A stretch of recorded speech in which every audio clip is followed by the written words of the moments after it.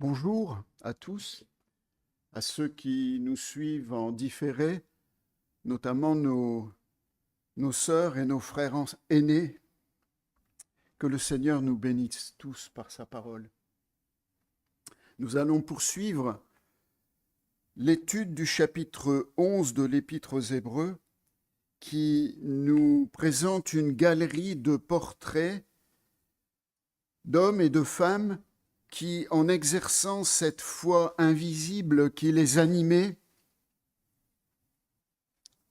ont joué un rôle primordial dans l'histoire du peuple de Dieu de l'Ancien Testament et ont contribué à rendre visible l'histoire du salut dont nous sommes les bénéficiaires en Jésus-Christ aujourd'hui.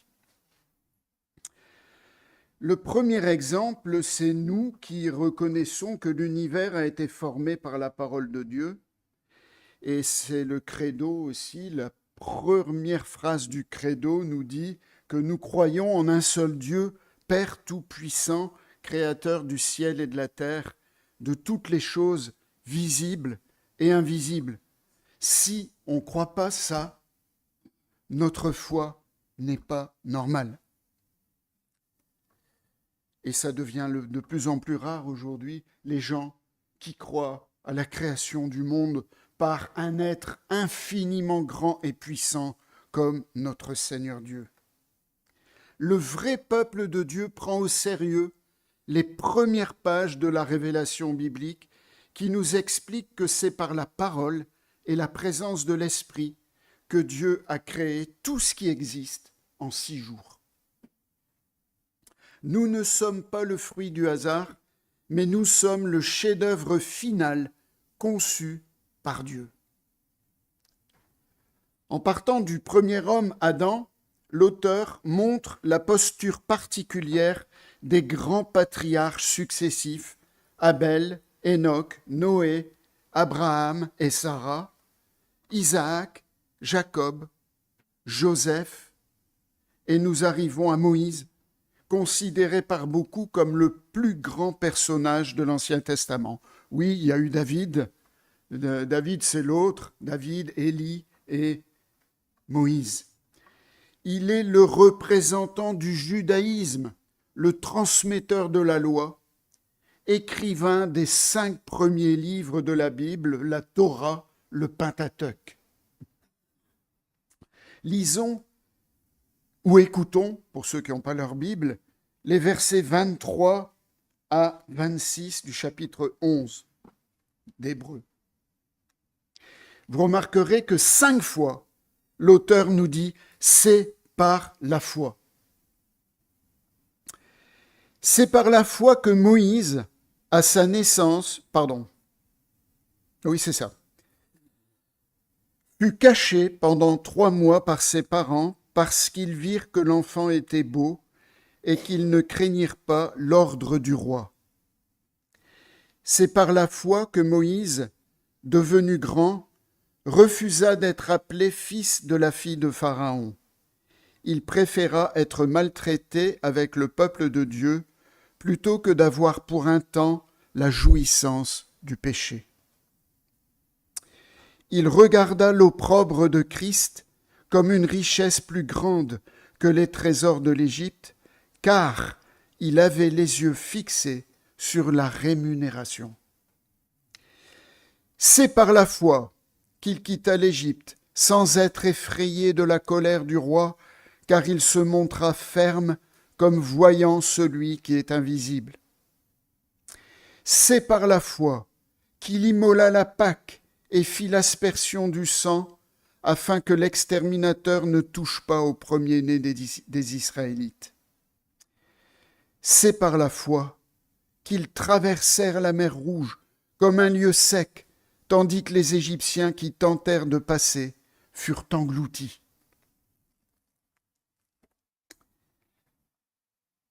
Nous voyons que la foi de Moïse a commencé avec ses parents. C'est le cas pour certains d'entre nous.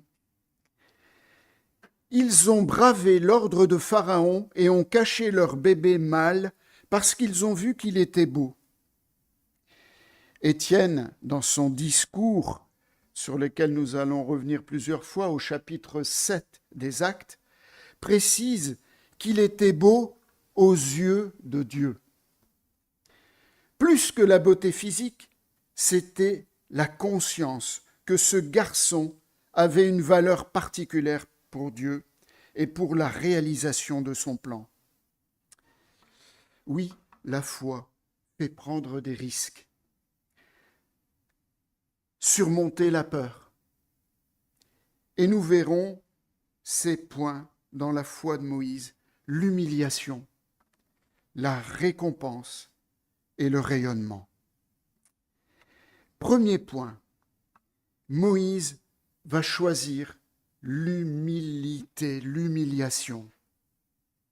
Nous sommes en 1800 à peu près, avant Jésus-Christ, en Égypte, le pays le plus civilisé de l'époque, possédant une science et une culture raffinées. Les monuments et autres vestiges sont encore aujourd'hui source d'émerveillement. Un certain rappeur, que je ne mentionnerai pas, a même prétendu qu'ils avaient inventé l'électricité déjà. Ce n'est pas pour rien que l'Égypte est un des pays touristiques les plus visités au monde. Moïse, l'Hébreu, était fier d'être égyptien, mais pas seulement. Il avait été adopté dans la famille royale en devenant fils de la fille de Pharaon. C'était un very important people, un VIP. Mais contrairement au scénario des 10 commandements de Cécile B2000, il savait qu'il était hébreu. Et même si Acte 7 nous dit que Moïse fut instruit dans toute la sagesse des Égyptiens et il était puissant en parole et en œuvre, entre parenthèses dans le film mentionné, on le voit bâtir des palais pour son père, il a été affecté par la souffrance de l'esclavage de ce peuple dont il était issu.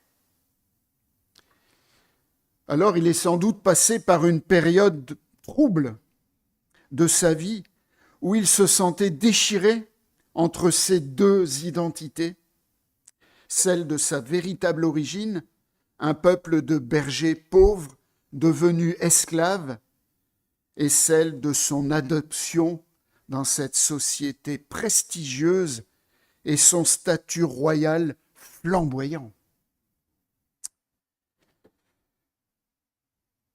Combien ça aurait été confortable de fermer les yeux et d'en rester là,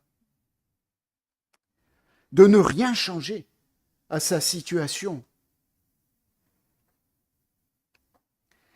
de privilégier sa carrière, de briguer les plus hautes fonctions, et pourquoi pas accéder même à l'autorité suprême comme son ancêtre Joseph l'avait fait 400 ans auparavant. C'est ce que nous avons vu au message précédent. Vie confortable, les femmes à discrétion, ce n'était pas le cas pour Joseph. La richesse, les plaisirs, la gloire. Mais il a décidé d'ouvrir les yeux. Et il a vu. Exode 2 nous montre qu'il se rendit vers ses frères et il fut témoin de leurs pénibles travaux. Il vit un Égyptien qui frappait un de ses frères. Il regarda de côté et d'autre, et voyant qu'il n'y avait personne, il tua l'Égyptien et le cacha dans le sable. Étienne nous dit, toujours dans Acte 7, qu'il pensait que ses frères comprendraient que Dieu leur accordait la délivrance par sa main. Mais ils l'ont renié en disant « Qui t'a établi chef et juge ?» Il y a 2 mois, notre frère Édouard nous a bien parlé de cet événement, de l'engagement de Moïse, du courage qu'il a eu Mais sans doute, c'était un acte mal préparé, un timing précipité.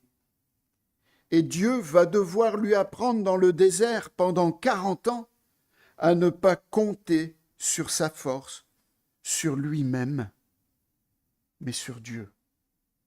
Autrement dit, il va lui apprendre à avoir la foi véritable. Avoir la foi ne signifie pas ne jamais se tromper.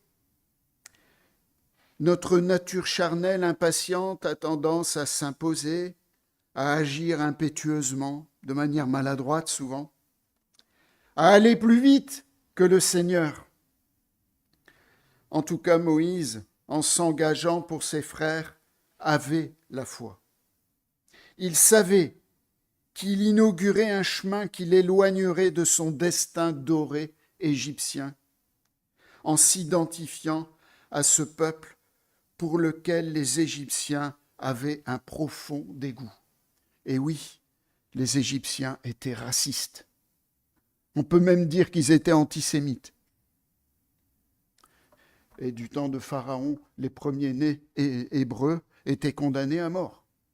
Alors je pense que beaucoup y ont échappé, grâce aux 2 sages-femmes aussi, Séphora et je ne sais plus l'autre nom.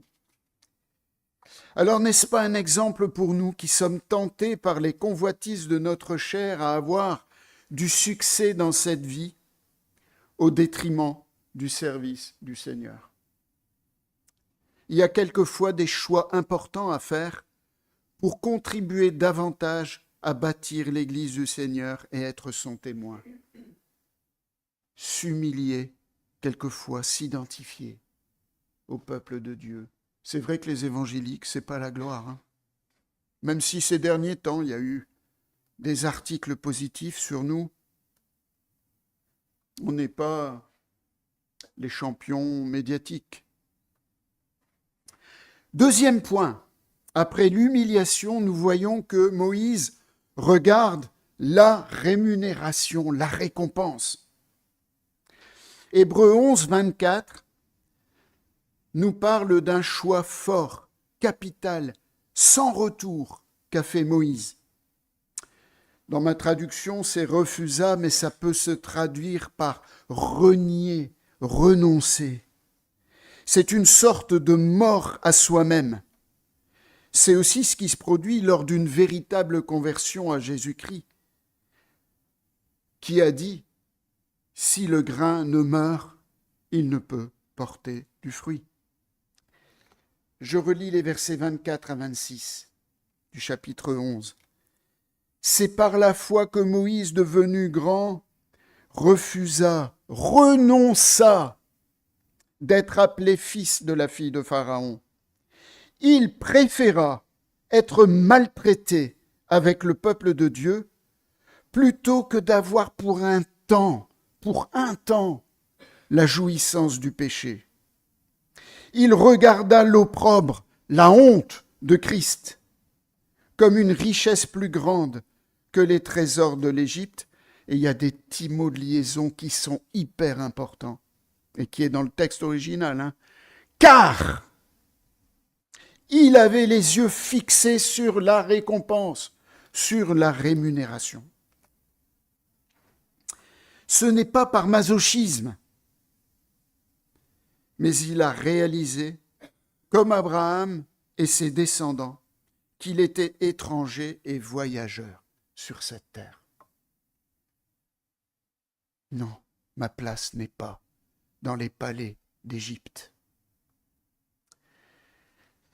Et que la promesse de Dieu concernait la véritable cité, la Jérusalem céleste, qu'il nous a tous préparée dans le ciel.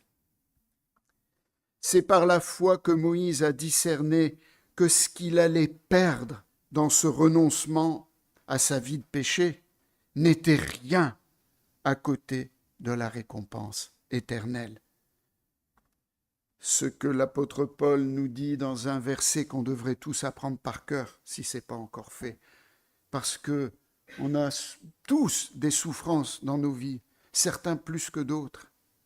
Et quelquefois, on se pose des questions. Pourquoi? Pourquoi on souffre? Romains 8, 18. J'estime que les souffrances du temps présent ne sauraient être comparées à la gloire à venir qui sera révélée pour nous. Quand nous souffrons, rappelons-nous que cette souffrance ne peut pas être comparée à la gloire qui nous attend. Alléluia. Le renoncement est un point de départ de la vie chrétienne, mais il fait aussi partie de son quotidien. À notre époque, caractérisée par l'individualisme, la poursuite des plaisirs sans limite et sans frein, le message chrétien n'a pas bonne presse et il est calomnié de bien des manières. Que de bêtises, que de mensonges on entend. Pourquoi? Sans doute parce que nous nous focalisons sur le côté négatif du renoncement. Jésus l'a bien montré en répondant à ses disciples qui étaient curieux de savoir quel avantage on va tirer de t'avoir suivi. Voici, nous avons tout quitté, nous t'avons suivi. Ils ne repoussent pas leur curiosité. Je vous le dis en vérité, il n'est personne qui, ayant quitté à cause du royaume de Dieu, sa maison ou sa femme ou ses frères ou ses parents ou ses enfants, ne reçoive beaucoup plus, et on peut souligner, dans ce siècle-ci et dans le siècle à venir, la vie éternelle. Et Marc précise, parce que les 3 synoptiques parlent de ce passage. Il recevra au centuple, présentement, dans ce siècle-ci, des maisons, des frères, des sœurs, des mères, des enfants et des terres, avec des persécutions. Eh oui. Et dans le siècle à venir, la vie éternelle.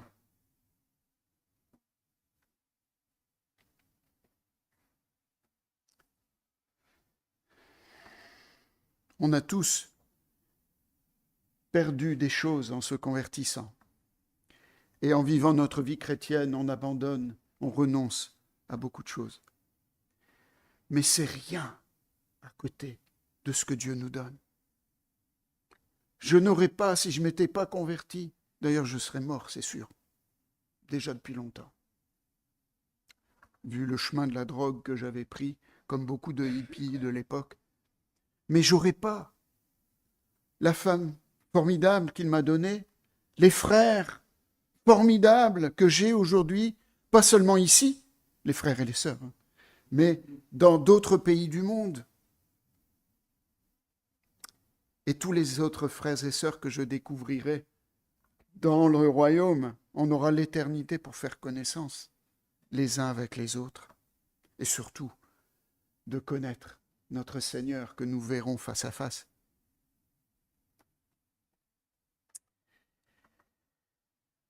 C'est vrai que dans la chrétienté, malheureusement, ce message n'a pas toujours été perçu et le dolorisme a entaché la bonne nouvelle de l'Évangile. Pascal, le célèbre mathématicien et scientifique, par là même, du XVIIe siècle et chrétien, est un exemple.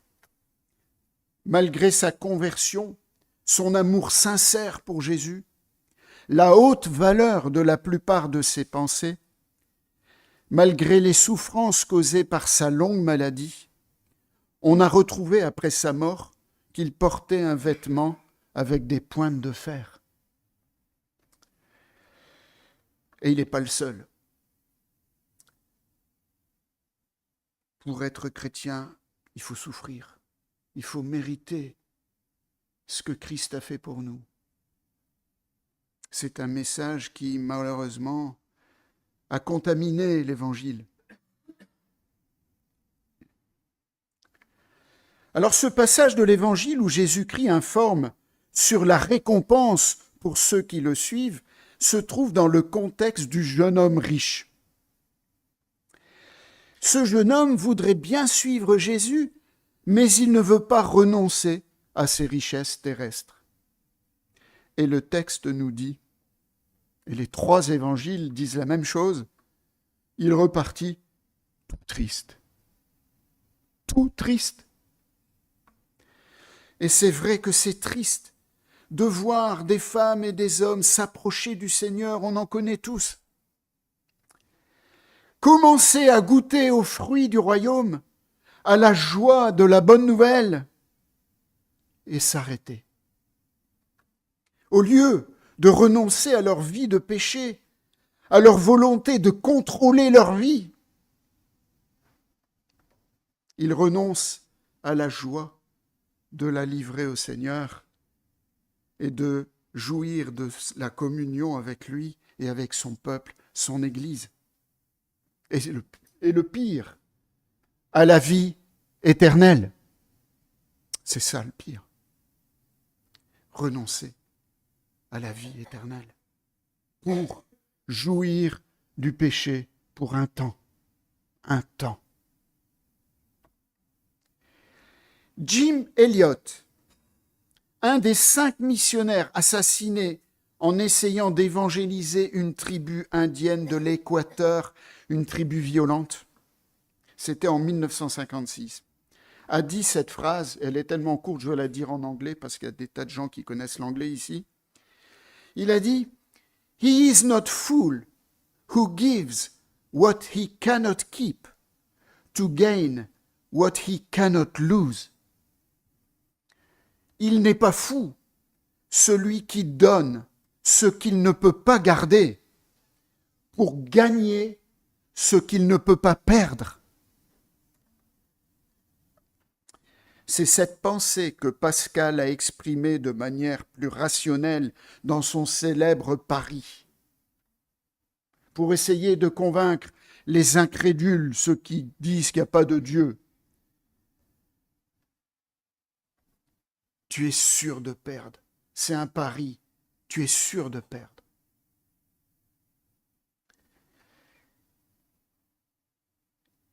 C'est par la foi que Moïse a vu ce qu'il allait gagner en se rangeant aux côtés de Dieu et de son peuple, en s'identifiant à son peuple, ses frères esclaves. Ce choix d'humiliation sera suivi de 40 ans au désert et de 40 ans de service à la direction du peuple de Dieu, d'intermédiaire entre Dieu et le peuple hébreu. 3e point, après l'humiliation, la récompense, le rayonnement de Moïse. Après le chapitre 11, il y a le chapitre 12, et l'apôtre qui écrit cet épître mentionne Jésus comme celui qui est le dernier maillon de cette galerie de héros de la foi. Il dit au verset 2, « En échange de la joie qui lui était réservée, il a souffert la croix, méprisé l'ignominie et s'est assis à la droite du trône de Dieu. » Et Paul ajoute en Philippiens 2 qu'il s'est humilié lui-même, se rendant obéissant jusqu'à la mort de la croix. Christ a renoncé à la pleine possession de sa puissance divine pour s'identifier avec nous, esclaves du péché. Pour mourir à notre place sur cette croix, pour nous libérer du péché et bénéficier du pardon de Dieu. Moïse, tout comme son ancêtre Joseph, préfigure ce parcours humiliation, élévation, glorification. Avec au centre une vie de service pour le salut du peuple de Dieu. C'est par la foi qu'il va paraître devant Pharaon et frapper l'Égypte avec les 10 plaies. On a vu ça l'année passée, ces derniers mois, en étudiant le livre de l'Exode. Pharaon le détestait, lui et son peuple, mais avec sa foi, il quitta l'Égypte sans être effrayé de la colère du roi, car il se montra ferme, comme voyant celui qui est invisible. D'un mot, Pharaon aurait pu le supprimer. Pourtant, on voit Moïse et Aaron, pleins d'assurance, lui donner des ordres de la part de Dieu, comme s'il était invincible.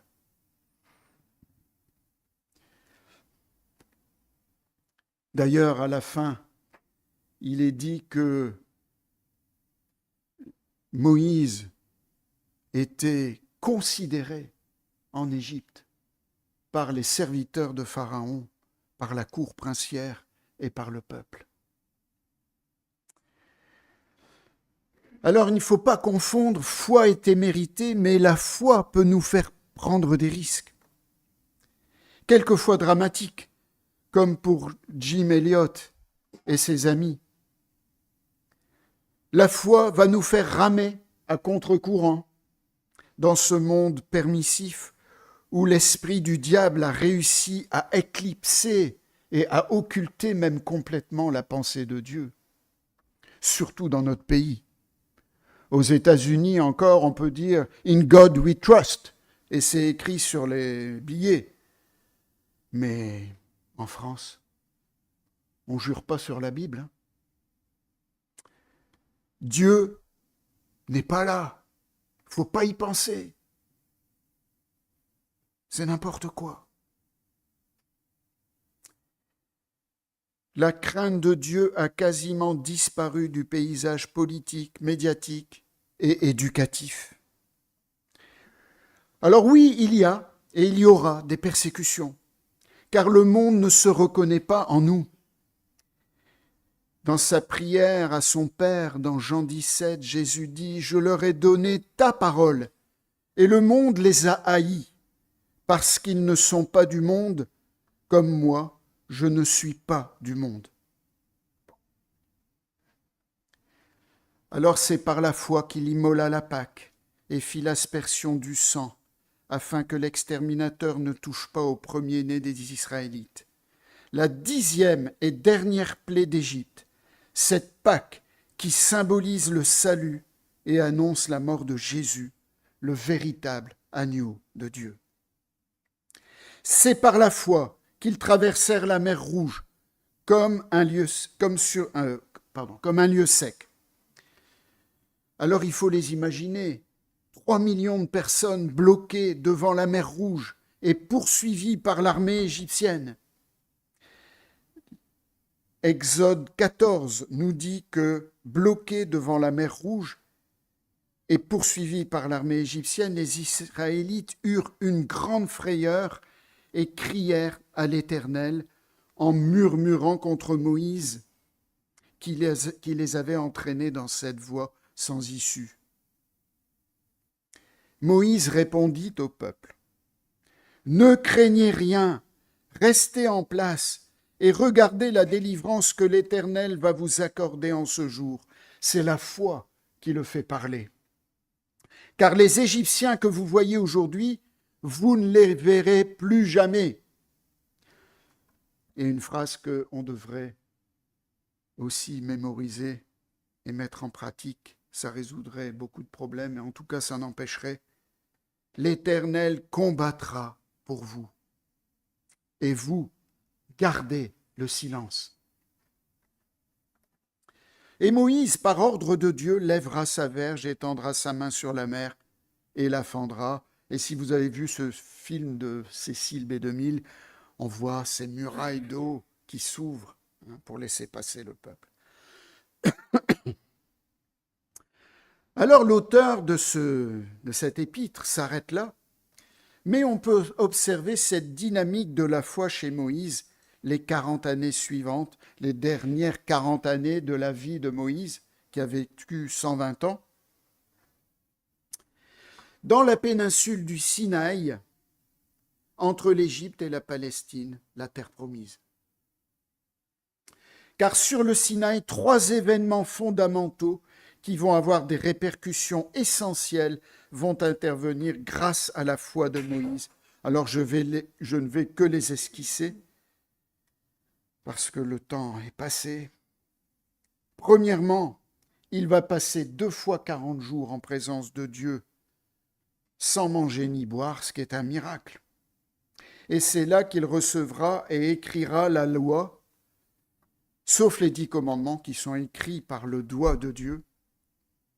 Deuxièmement, il recevra la révélation du tabernacle, le temple mobile, montable, démontable, portable, itinérant, une véritable merveille technologique. Je pense qu'elle est encore plus merveilleuse que ce temple dont Bernard a parlé tout à l'heure. C'était incroyable, cette conception de ce temple qui pouvait être démonté, redémonté, etc. Qui symbolise la présence de Dieu parmi son peuple. Dieu a fait du camping pendant 40 ans dans le désert au milieu de son peuple. Et il préfigure la présence de l'Esprit dans l'Église. Matthieu 18 nous dit « Je vous dis encore que si 2 d'entre vous s'accordent sur la terre pour demander une chose quelconque, elle leur sera accordée par mon Père qui est dans les cieux. » Pourquoi ?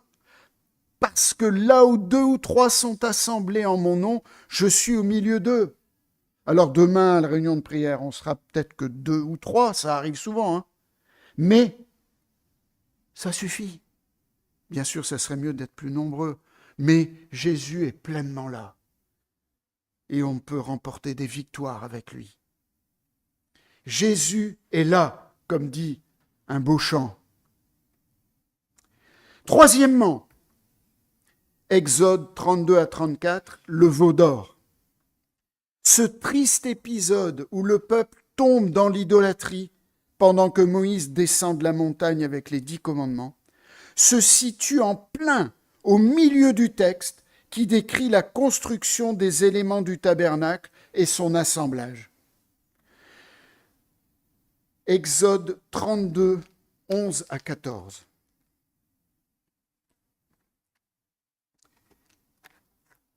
Dieu dit maintenant, laisse-moi. Ma colère va s'enflammer contre eux et je les consumerai, mais je ferai de toi une grande nation. Et dans ces 3 chapitres, on va voir ce jeu subtil auquel Dieu va amener Moïse pour intercéder pour le peuple.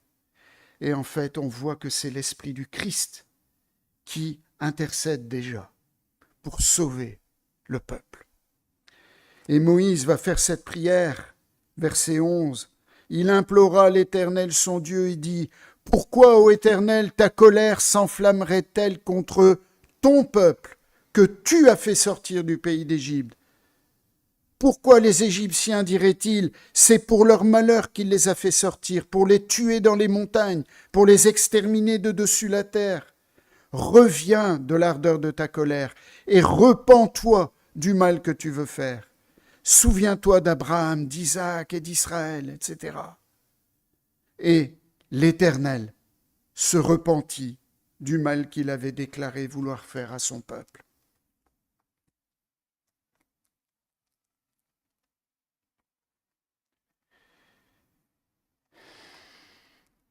Mais ce n'est pas fini. Moïse va descendre, châtier ceux qui ont commis ce péché d'idolâtrie et remonter, passer 40 jours et 40 nuits pour plaider avec Dieu, pour qu'il pardonne et qu'il ne les abandonne pas. Et lorsqu'il descendra de la montagne, il ne savait pas que la peau de son visage rayonnait parce qu'il avait parlé avec l'Éternel. Paul, dans 2 Corinthiens 3, nous explique que ce rayonnement était passager et que Moïse mettait un voile pour le cacher. J'arrive à la conclusion. Ouf.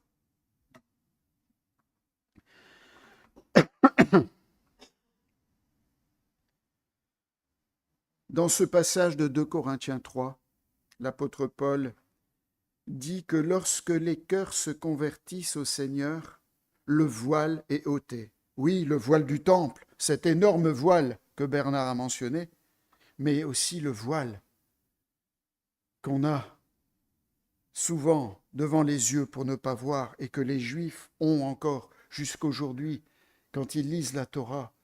Même quand ils lisent Ésaïe 53, ils ne voient pas qu'il parle de Jésus.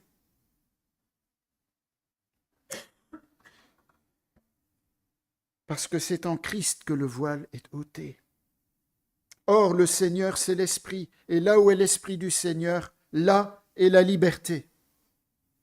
Nous tous, dont le visage découvert reflète la gloire du Seigneur, nous sommes transformés en la même image de gloire en gloire par l'Esprit du Seigneur. Si on pouvait refléter davantage le Seigneur, comme Moïse, mais sans mettre un voile pour le cacher. Nous aussi, animés par l'Esprit et la grâce, et grâce à la foi que Dieu nous a donnée, nous intercédons pour nos familles, nos amis, nos voisins, nos collègues, notre pays, nos autorités, nos médias et nos journalistes qui font la pluie et le beau temps, et pour le monde qui se perd. Que notre foi, comme celle de Moïse, nous pousse toujours plus à nous identifier au corps de Christ qui est l'Église, de partager son témoignage, sa souffrance, avant de goûter pleinement à sa glorieuse rencontre prochaine avec le Seigneur. Lisons, pour terminer, juste avant notre passage, Hébreux 10, 35, cette exhortation de l'auteur qui nous dit « N'abandonnez donc pas votre assurance, à laquelle est attachée une grande rémunération, une grande récompense. » Et il faudrait qu'on en parle davantage de cette récompense. Ce devrait être le sujet d'autres messages. « Car vous avez besoin de persévérance, afin qu'après avoir accompli la volonté de Dieu, vous obteniez ce qui vous est promis. Encore un peu de temps. Celui qui doit venir viendra, et il ne tardera pas. Et mon juste vivra par la foi. » Parole révélée par Habacuc. Que le Seigneur nous aide chaque jour et aujourd'hui à vivre. Amen.